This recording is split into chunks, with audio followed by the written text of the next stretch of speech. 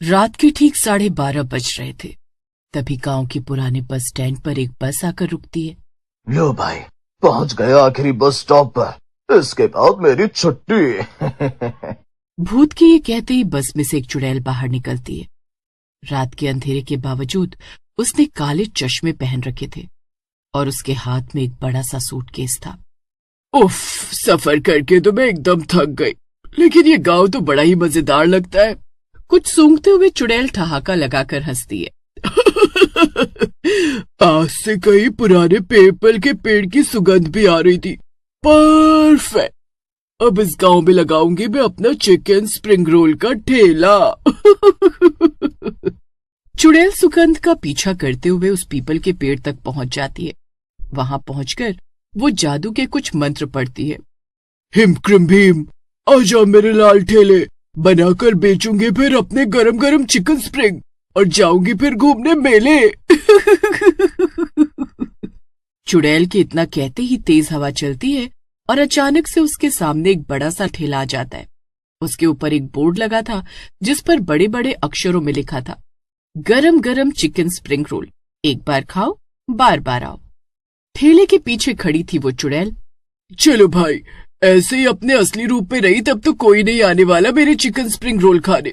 अभी रूप बदल लेती हूँ। चुड़ैल एक सुंदर सूरत में बदल जाती है जिसने लाल साड़ी पहन रखी थी। उसके लंबे बिखरे बाल, आंखों में अजीब सी चमक, होठों पर टेढ़ी मुस्कान, सब कुछ अभी भी थोड़ा डरावना सा था। और फिर अगली सुबह बबलू चाय वाला रोज की तरह जम्हाई लेते हुए उसी पीपल के पेड़ के पास आता है। उसकी चाय की दुकान पीपल के पेड़ के ठीक सामने ही थी, मगर जब वो अपनी दुकान खोलने आया तो चौंक गया।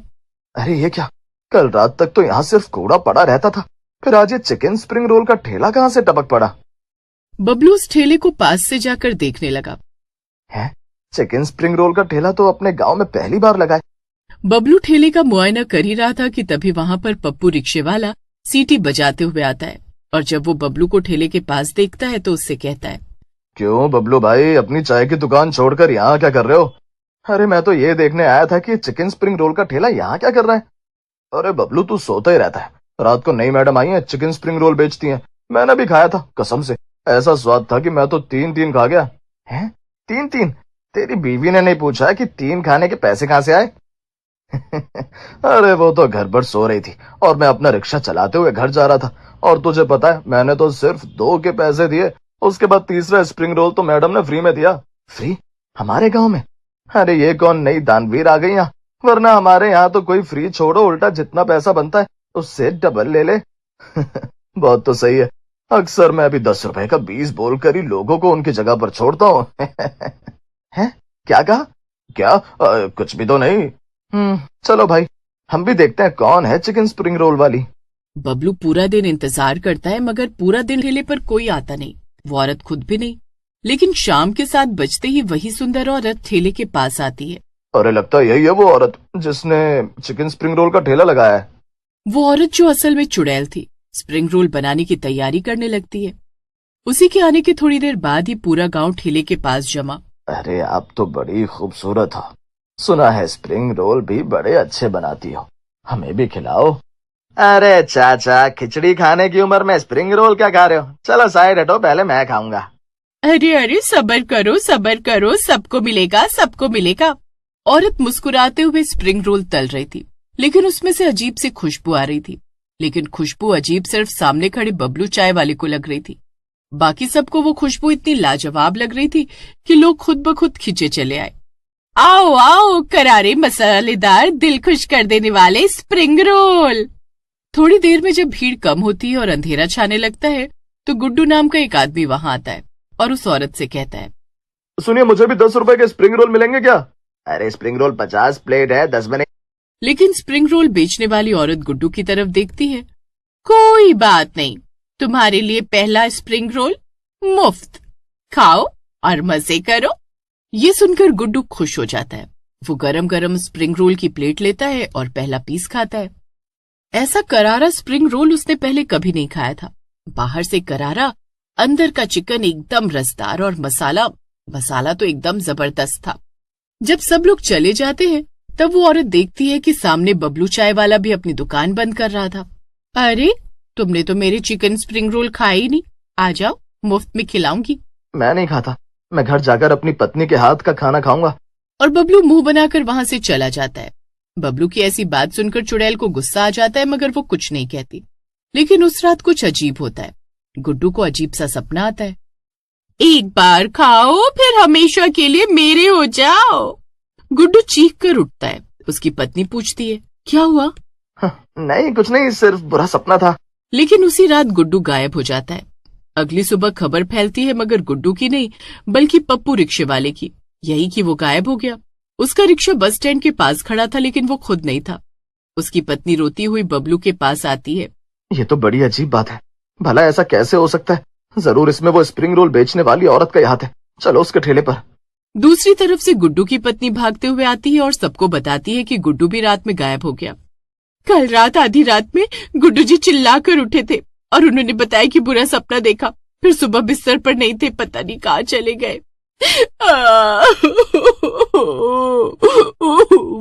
गुड्डू की पत्नी जोर जोर से रोने लगती है। थोड़ी देर में पता चलता है कि गांव के कई लोग गायब हुए थे, मगर चिकन स्प्रिंग रोल खाने वाले सब नहीं, बल्कि सिर्फ वो जिन्होंने मुफ्त का स्प्रिंग रोल खाया था। लेकिन जब वो लोग पीपल के पेड़ के पास जाते हैं तो उन्हें वहां कुछ नहीं दिखता। चिकन स्प्रिंग रोल के ठेले का नामो निशान नहीं था। हे भगवान, ये औरत तो मुफ्त का स्प्रिंग रोल खिलाकर मेरे पति को उठा ले गई। अब मेरा क्या होगा? सभी औरतें जोर जोर से रोने लगती हैं। बबलू को भी कुछ समझ नहीं आ रहा था कि आखिर ये गांव में हुआ क्या, लेकिन अब वो कर भी क्या सकता था। इस सब के बीच उसे एक ही चीज सूझती है। बबलू सबके लिए चाय बनाता है और सोचने लगता है। थोड़ी देर में गांव के कुछ लोग खोए हुए लोगों को ढूंढने निकल जाते हैं और रात होते ही बबलू की दुकान पर सन्नाटा छाने लगता है। मगर आज वो देर रात तक अपनी टपरी पर बैठा कुछ सोच रहा था। लेकिन तभी बबलू को चिकन स्प्रिंग रोल की खुशबू आती है। वो उठकर पीपल के पेड़ की तरफ देखता है तो चौंक जाता है। वहां जमीन पर एक छोटा सा स्प्रिंग रोल गिरा पड़ा था और एक चुड़ैल उसको उठाकर ले जा रही थी। ये आखिरी स्प्रिंग रोल तो यही गिर गया, इसका नामो निशान भी मिटा देती हूँ और फिर ये गांव छोड़कर जाती हूँ किसी दूसरे गांव में। चुड़ैल के हाथ में अपना वही सूटकेस था और उसने अपने चश्मे लगाए हुए थे। वो स्प्रिंग रोल उठाकर खा लेती है और फिर पुराने बस स्टॉप की तरफ जाने लगती है। हे भगवान, अब क्या करूं? ये तो गांव छोड़कर जा रही है और साथ साथ वो राज लेकर। गायब हुए लोग कहाँ हैं ये भी नहीं पता। बबलू को एक प्लान सूझता है और जल्दी से वो फोन से कॉल मिलाकर गांव के कुछ लोगों को पुराने बस स्टॉप पर बुला लेता है। चोरी छिपे वो खुद भी चुड़ैल का पीछा करता है।